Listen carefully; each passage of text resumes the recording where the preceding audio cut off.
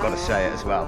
What a morning it is. Blue skies blazing, and we're up here in the heart of the Lake District. I came up here last night to hook up with a guy called Alex that I met in the Lake District on my first ever trip here about 3 years ago, and I got to tell you, he's an absolute legend, and he's also the main reason for me doing this particular episode. What Alex does is dedicates his life and his time to running a charity called Joe's Giants, which gets people out hiking and wild camping predominantly around the Lake District to help with mental health problems. He's got a story to tell. It's his story, I won't tell it. Maybe we'll be telling it later on in the video, but I'll hold my hands up. I wanted to put this episode together for quite some time to introduce you to Alex. I think he's a wonderful person that's doing something to help people out. That's a very, very commendable thing. It is also, hopefully, going to be a bit of a giggle because he lives up in the Lake District. He knows all the sneaky little spots around here, and he's going to take me out for a decent little hike today. And then hopefully later on tonight we can find a funky little spot to haul up for. But for now, I'm going to go get my hiking boots on, have one last little coffee, and we can get out on the trail, and I'll introduce you to Alex. Oh, there's too many. I was going to tell you where we're going. Where we're going, dude? Right, so we've got Odge Close, Yep. called Skool Cave. Skool Cave. I don't know why I'm speaking like this, but that's not my actual accent. Oh, good. And then we've got Bakestone He's Quarry. actually from the south, from Bournemouth. Well, I'm actually from the north, but it's called Southport for some reason, which makes no fucking sense. We've gone through this little gap here, you see, in this little fence. Random as both. So we've got Skool Cave. Honestly, this looks wicked, mate. Seeing a shot of this. Bracken. Not going to spoil too much, but yeah, it's pucker. And then where else? Sorry. And then we've got Bakestone, which Yep. is where they do dry tooling, which is like it's like ice climbing, but in the dry. Yeah, It's yeah. pretty cracker. And there's another one around the corner from that called the Works. Okay. Where they do dry tooling as well. But like the way that all the cave is, the way it's all been blasted, bang on the money, mate. It's phenomenal. Honestly. Wicked. I've got to say, Alex is quite into his rock climbing. He's scrambling and such. Keeps talking about taking me abseiling. It's like, it's me, dude. Who wants to see him abseil? You'll have to On one of these silly little face camera mounts. I think it'll be blindfold me and kick me off the ledge, mate, I think. With a double rope and lower me down. But we'll see at one point. But yeah, it should be a pretty good little rumble and bumble around today. Do I know what this is called? I've just asked him, does he know what it's called? I know what this is called. It's called a squeaky gate, man. Go on, give it a whack, dude. I don't know what you call it, but mate, that's getting a tune, man. I call it a kissing gate. This is what kissing these gate. are. See the way, because they go like this, so you go through and you turn around, give a kiss and carry on. Yeah, That's what they're called, lad. No, man.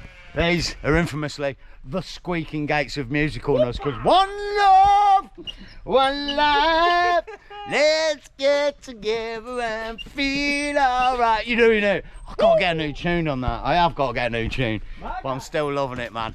On the social medias, if you're on the Facebook group or whatever, I want to see more squeaky gates, guys. Man, throw them out there. They're wicked, man. All over the nation, giving a little bit of stupidity, fun, and musical note around the land for everyone. So in all seriousness, this is actually a beautiful little area. It's just outside Coniston, and pretty cool, to be fair, because a couple of episodes ago we explored a cave called Cathedral Cave, which is the other side of this sort of Felon Valley, and today we're going to be exploring the other caves that are on this route. This is one of the routes that Alex actually does with his group. He's got a number of ones that he does, but this is one of the easier ones. It takes you around this area.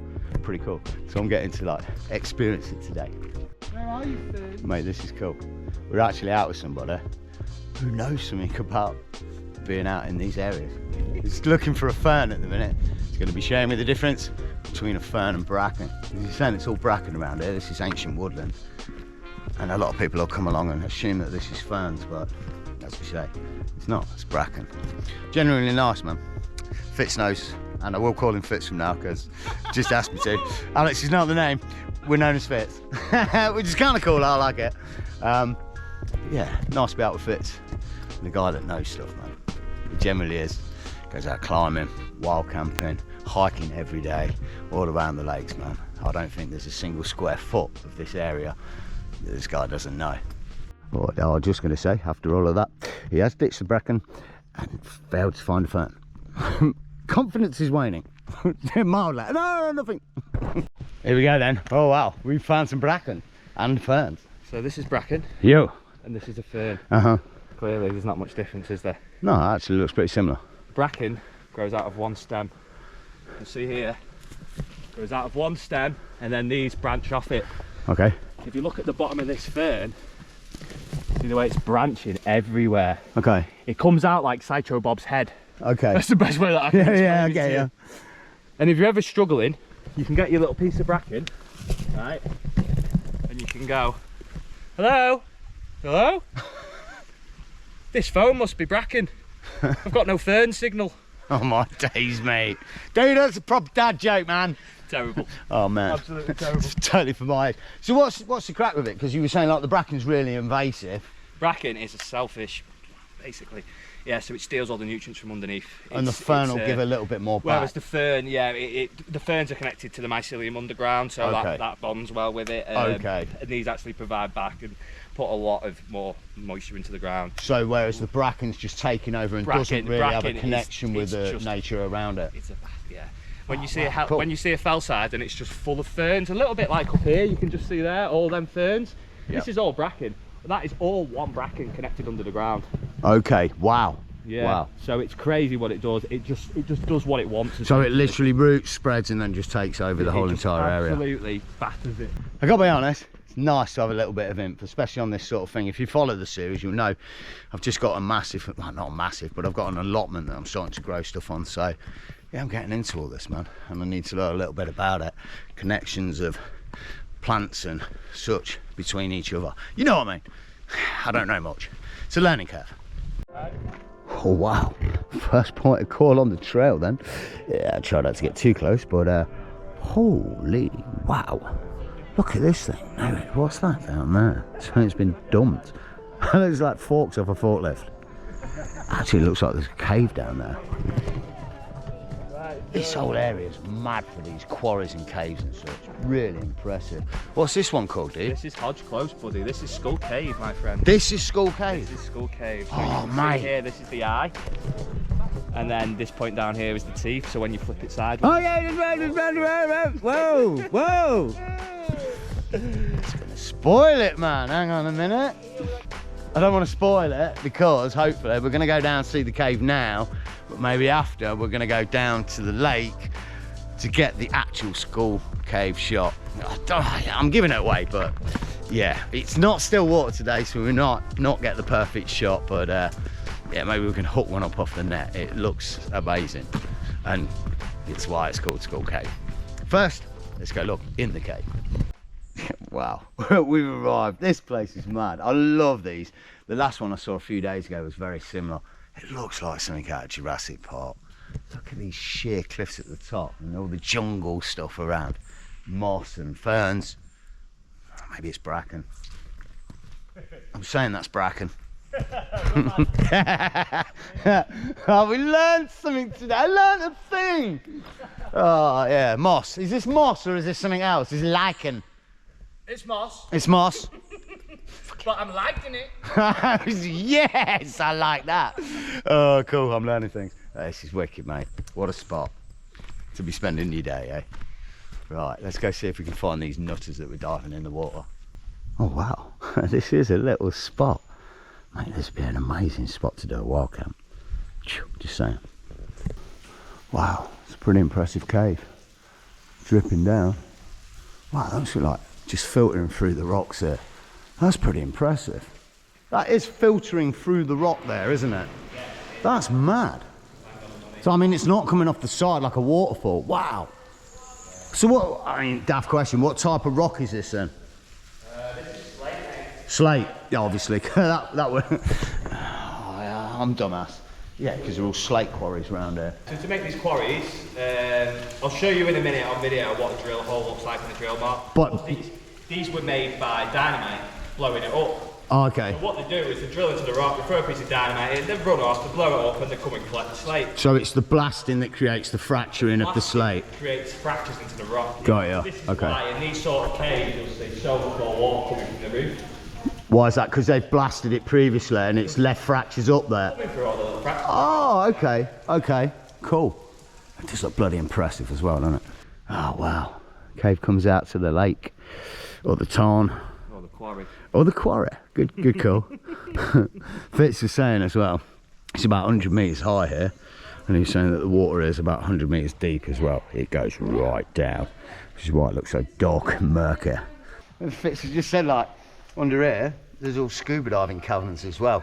And the cathedral cavern that we visited a few days ago is actually linked with an underground tunnel that you can swim. Well, not swim, dive through. That's mad. It's very dangerous, this one. There's a lot of deaths in here through diving. Is it? Yeah, so it's a very sort of, if you're going under, you're looking after yourself. Yeah. There's a point you get under here, you go through a tunnel, and it literally says danger, do not go any further. Wow. Because it is so... underneath, in the tunnel, there's a the sign. tunnel. No yeah, way. yeah, there's loads of stuff under here saying keep out, don't go this way, go left. There's Holy all sorts. crap. Yeah, it's Wow. really looked after. Wow. Oh, no way, last thing in this cave, this is pretty cool. Check this out. This is actually blast marks. Now, these are drill holes where they've drilled and then they'll stick a bit of dynamite. They're all over. These ones have not been blasted out, but then down here, you can see where they have actually blasted it out. This has been drilled in with a massive drill. They stick the dynamite in and then they're blasting that side off. And then they'll work their way up, and they're all over here. These little lines of blast marks where they blasted the slate out. Wicked, man. I've never noticed or realised. Any quarry you're going now, you'll see that. Oh yeah, man. Every time now. I'm looking for the holes. Once you know, you know. You know, you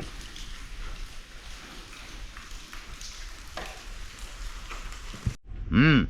Out of the cave, and Not bad. into the fire. Oh, it's frying pan into the fire, and we're here. Look, scrambling bloody down, man.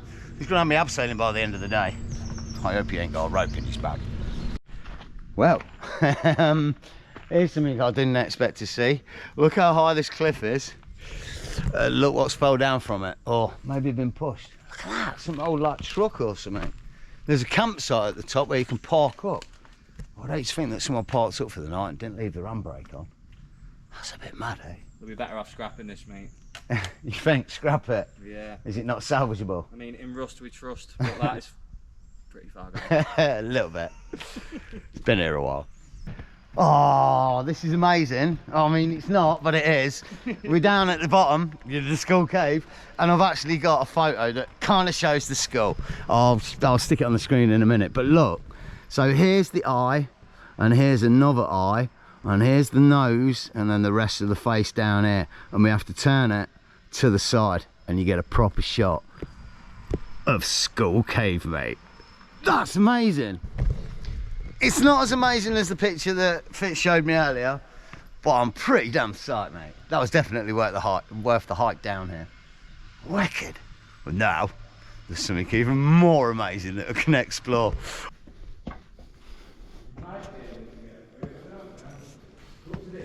Oh, fuck. Dude, what the heck's this place? Look at this thing on the ground, man. This must have been part of the machinery. Ah, okay. Something's concrete, isn't it? Right.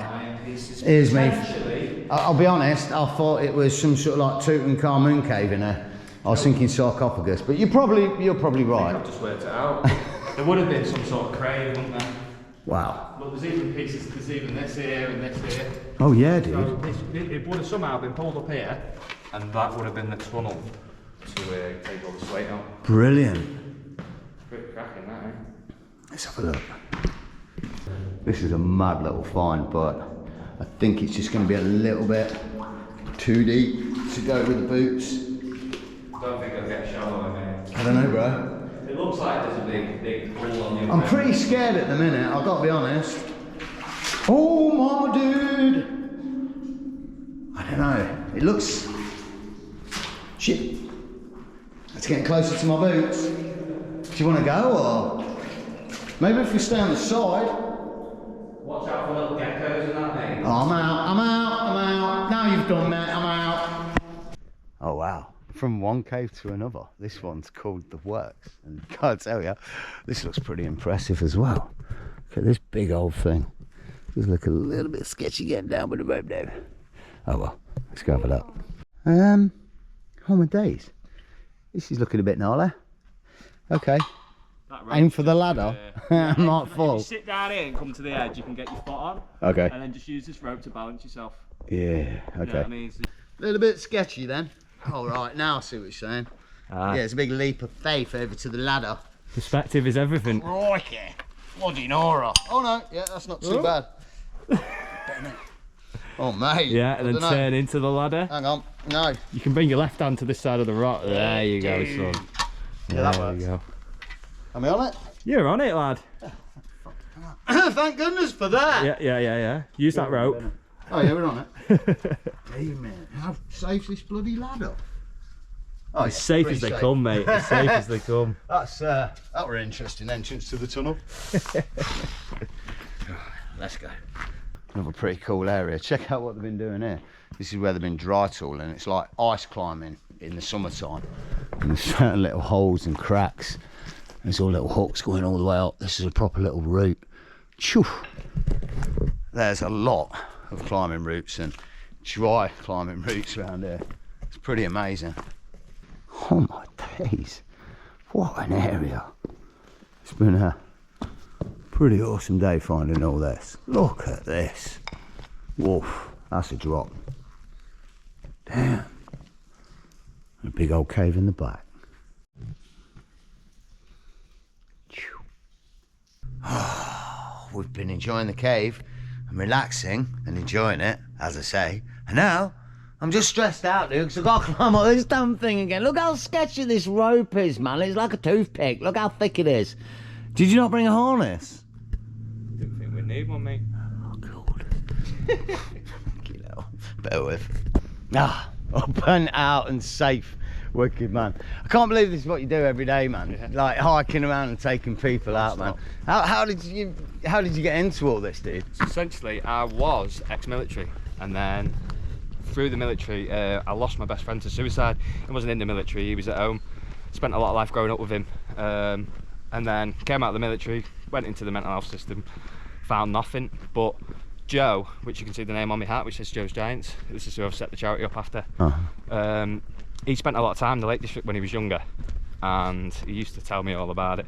I never went with him because it was family.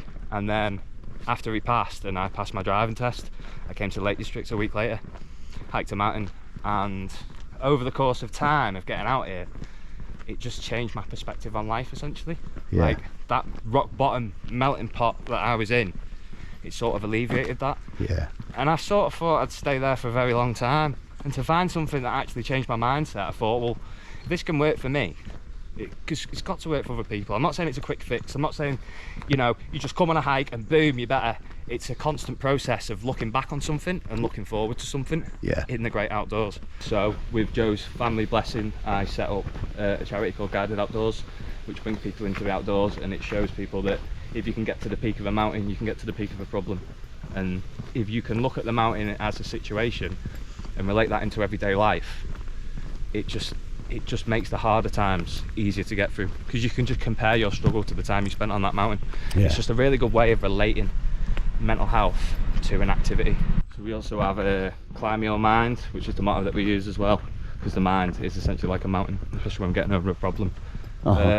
Also, there's a really great saying, and it's easier to talk shoulder to shoulder than it is face to face. Through walking in these green spaces and just everything around you, it just distracts your brain. The colour green actually subconsciously helps with serotonin and dopamine release around the brain. So when you're coming into the outdoors, all these shades of green are just subconsciously doing all these little things in your head. And this is why once you get outdoors, you need to carry on doing it. A lot of people you see, like if you're in Africa and you go to a doctor's and say, I'm struggling with mental health, they'll say go walking for a month, come back and then tell me how you feel. It's such a benefit of being outdoors and being in these spaces and just being present, you know, learning about what's around you as well. I know tree types now, I know birds, I know bird calls, which we were talking about before. I know locations, you know, I know places that I can go and get away from everything. And it does, it gives you that release. It really, really does. You know, away from the normal stresses and strains of whatever else is going on. We say it 1,000 times on the channel, and it does, even for me, you know, with whatever else is going on in the background. You get out here and you feel a lot more free and at ease, and those pressures release, you know. I actually met Wandering Where when we were taking a lad for his first wild camp. Yeah, dude, I remember. We met in Dub's hut, didn't we? That was amazing. Yeah, So now with Joe's Giants, that's Yeah. exactly what you're doing. So you're Yeah. taking people out Taking people into the for outdoors. hiking and wild camping, and like, how can people? I mean, obviously I'll put a link in the description, Yeah. but you know, it's Joe's Giants on the website, and from It there is. they can find all the information and, Yeah. and make a booking Aye, yeah. for one of these Social trips, media, there's the which Instagram, there's the Facebook. is for free and done as a charity. You know, it's done from the heart and soul to help. Do you know what I mean? We have it online. It's a £5 booking on fee, which is refundable, because I believe that within mental health, financial struggles are clearly there. Yeah. You know, because we Yeah. can't go to work, we get lost, and Heck, yeah. you know, this is a real issue. You can't expect someone to have to pay 500 quid to go and do some sort of therapy Yes. when they prefer to put food on the table. Yeah. And this yeah. is why I can't charge for it. Yeah. Basically, that is a refundable deposit. Yeah. So genuinely, look, you know, if you're one of them people out there that's going to send me an email or going to DM me, get in touch with Fitz, you know, get in touch with Joe's Giants. We've got walks on the website as well that we put up for the year. Yeah, so there's dates on the website where you can make a booking and you can join one of those hikes. And just, if that's your first step, man, Yeah. make that first step. It's here, you know. He's an amazing geezer and he knows loads about everything that's going on out here. He's ex-military. Yeah, he's a top guy and it'll be a good day. And it, you know, generally, make that first step. I'll leave a link where you can go and check his website out. Joe's Giants, man.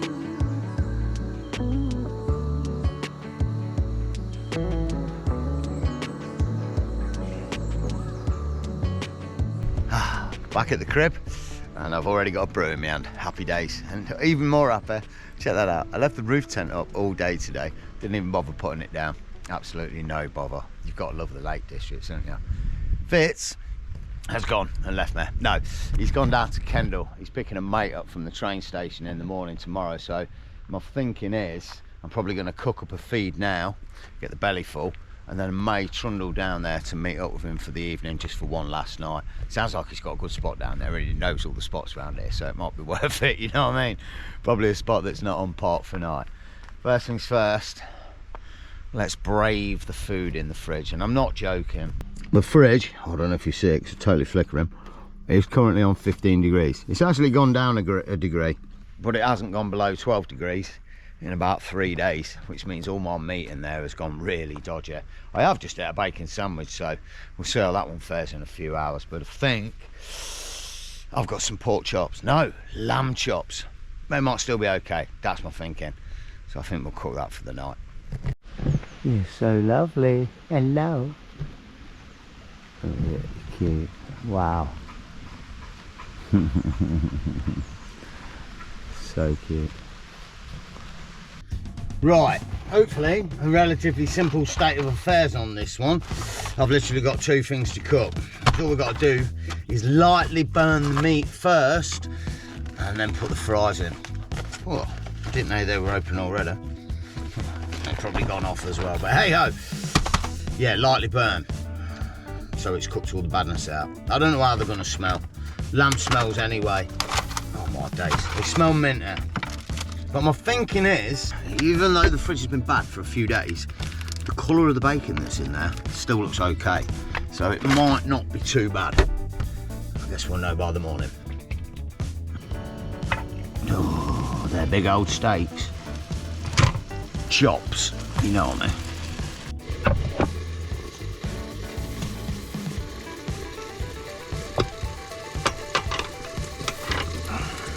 Well, these things have been going 15 minutes, and to be honest, I've done everything I can with them. So yeah, I'm going to try and put them on a plate. I don't know, I really hope it's cooked, like pretty well as well. Yeah, it is what it is. Verdict? Yeah, it kind of tastes all right. They're already minted as well, so even better. Oh my god, and the condiment's done as well now. Oh, we're game on. Just about.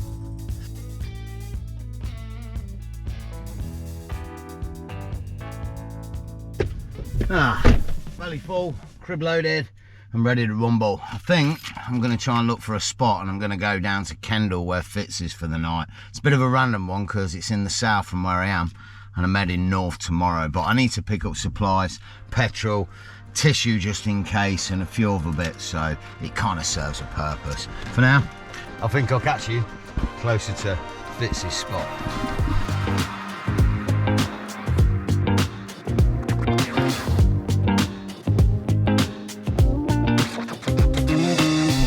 Dang it, mate. The road's getting a bit more gnarly. I'm not gonna lie. Gordon Bennett, following the van up. If he can get up there, so can I. Wicked. Oh, I hope he's not going and nicking my spot. There's always that fear, you know, when there's a van in front and you're coming up some little road for some little spot. Oh, good. Ah, yes, boss, we're in. Tommy and the Ninja. That guy did pull in behind me. Wow, he was in for this spot as well. We got it, mate. We're bagged. We're in. Oh, looks like he knows Fitz. Oh, that's why. Oh, wicked. What a spot. Let's check it out. Look at this for a view. Wicked, man. Oh, this is going to be a nice spot for the night. Wow, look at my face. Pure caught the sun today. Aren't they? Right, let me get my bits together. And I think I'm going to get the roof tent up again tonight. Oh, because this is a great spot for it. We get chilled and enjoy the view, mate. Wicked.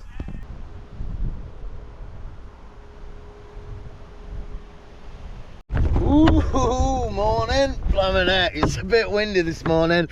Let me show you. Bloody hell. Wow. It's a bit grim and grey as well, but it's an amazing view down into Kendal. I have also heard rumours somewhere down there there's coffee. Ah, good news. The rumours were true, and it's half decent coffee. Thou shalt never buy cheap, gnarly coffee anymore. It tastes absolutely rank, man. I can't do it. The normal stuff. All I need now is about 4 of them and I can start the day. But more seriously and more importantly, this video and today, I hope it was an okay video to put together. It was difficult for me personally to put together. I've wanted to put it together for quite some time to introduce you to Fitz.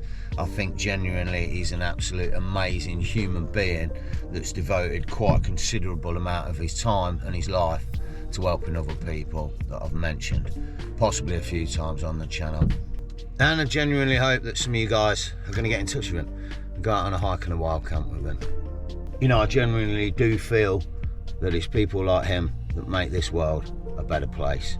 And with the people around the channel, the community and everything that goes with it as well, yeah, I think we've got a good thing here. And I really genuinely do hope you enjoyed this episode. If you did, all the good stuff. Hit the like button, subscribe to keep up with the series, and definitely hit me in the comments. And as always, you know, whatever you're getting up to, take it easy, enjoy the camp, stay stealthy, and get out there